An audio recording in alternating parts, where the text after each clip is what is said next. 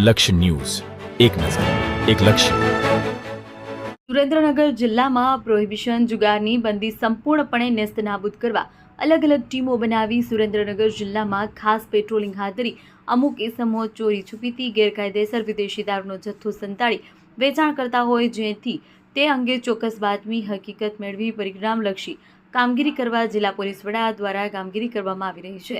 જે અન્વયે LCB police inspector જે જાડેજા તથા police sub inspector J Pathan તથા પેરોલ ફોલો સ્કોડના આઈસી પોલીસ સબ ઇન્સ્પેક્ટર એન.એ. રાયમા નાઓએ એલસીબી તથા પેરોલ ફરલો પોલીસ સ્ટાફની અલગ અલગ ટીમો બનાવી જિલ્લામાં પેટ્રોલિંગ ફરી શંકાસ્પદ જગ્યાઓ ચેક કરી ખાસ એક્શન પ્લાન હેઠળ પ્રોહિબિશન જુગારની બંદી સંપૂર્ણપણે નેસ્તનાબૂદ થાય તે રીતે પરિણામલક્ષી કામગીરી કરવા સૂચના તથા માર્ગદર્શન આપતા એલસીબી તથા પેરોલ ફરલો સ્કોડની સંયુક્ત ટીમ પેટ્રોલિંગમાં હોય. દરમિયાન police sub inspector J Pathan મળેલ ચોક્કસ બાતમી હકીકતના આધારે આરોપીના કબજા ભોગવટાના મકાનમાંથી ગેરકાયદેસર ઇંગ્લિશ દારૂ 750 mlની બોટલ નંગ 648 કિંમત 8,79,000